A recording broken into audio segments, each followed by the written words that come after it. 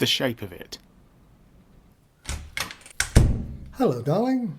You're late. It's 8 p.m. Correct me if I'm wrong, but you finish work at 5 p.m. Why didn't you phone me?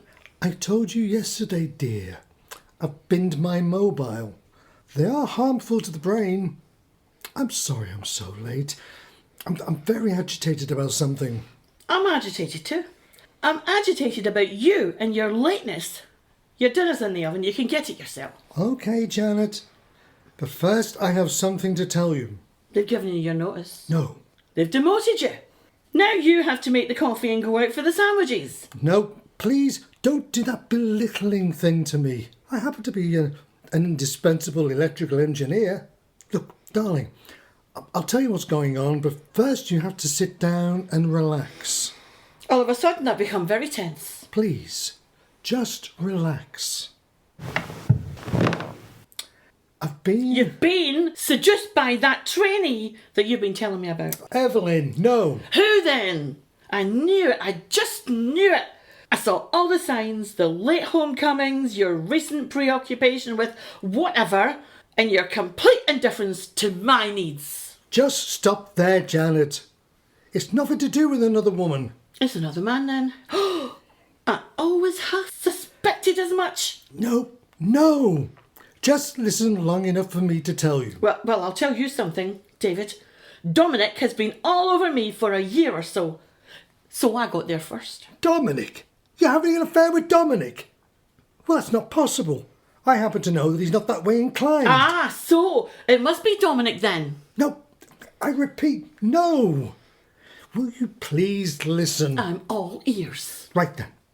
About 3 weeks ago, I was in the men's room at work. I was a bit constipated. Anyway, Stern and Havisham came in. I recognise their plummy voices. You know them as well, dear. They are the ones who hand out the gongs at the Christmas do.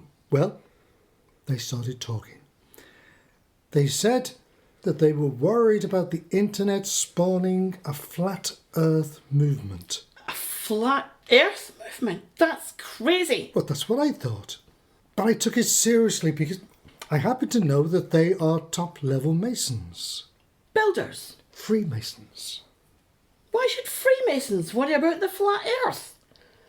And why on earth should it concern us? I haven't got time for all this. Yes, exactly. Why should they? Unless it's one of their secrets. This is stupid. Everyone knows the world's a globe. Well, I'm not so sure. I've been doing some research on YouTube. Oh, YouTube? Have you gone mad? Look at our bookshelves. We have encyclopedias, books on relativity, we've got Bill Bryson and Brian Cox, for Christ's sake. YouTube is full of nutters. Well, that's true. But also some very clever people with specialist knowledge and equipment. There are pilots, missile firing instructors, and even a submarine chief. And they are testing out the two systems as we speak. Two systems? There's one system and it's round. Insane people have conceded this reality for the last 500 years. That's what I thought at first. Now I know differently. Look, if you fire a cannon straight up from, say, Salisbury Plain, where will it land?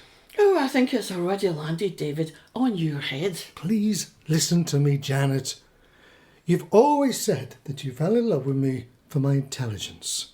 And I do have a degree in physics. That was before the cannonball hit you on the head. The cannonball always falls within a few feet of the cannon. And this would be impossible if the cannon was moving laterally at 700 miles an hour along with Salisbury Plain.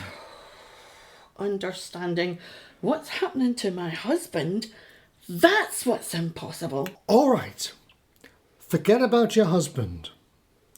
Brian Cox, who you love as if he were your own son, swears that Salisbury Plain is hurtling along eastwards at 700 miles an hour.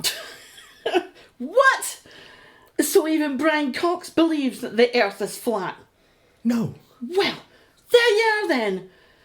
And what's Salisbury Plain got to do with anything? It's not relevant to us. Come back to the real world, David. You could start by getting home in time for dinner. Okay, look, forget the cannon. Thanks. That's such a weight off my mind. What about the plane? Not Salisbury plane again. No, the aeroplane. David, if you don't stop this, I'm going to catch a plane to be with our daughter in New York. Good. It won't take long, only about 3 hours. You know perfectly well it takes about 8 hours. Not on a spinning globe, it doesn't. You'll be heading west at 500 miles an hour, but New York will be spinning towards you at 700 miles an hour. 3 hours at the most. That's just wrong. Yes, precisely. Because the Earth is flat and still. Okay, forget about the aeroplane. What about Antarctica? I don't care about Antarctica. I live here in Berkhamsted. I care about cooking our meals, laundering the clothes, bed sheets and getting you to do the washing up once in a blue moon. The moon is another very interesting phenomenon. Oh, shut up! I can't take any more of this. And where are you going? Upstairs to pack. I'm going to leave you till you get over this late life crisis.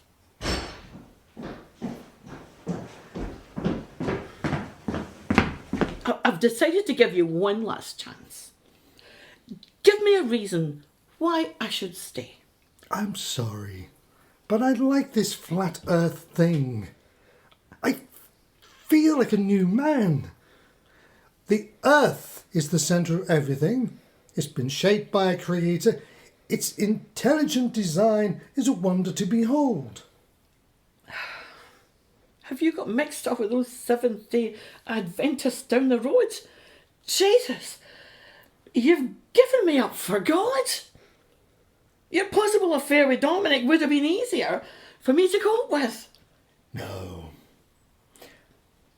I just feel more special. Think about it, Janet. The world has been made just for us. For you and me? No. For all living things.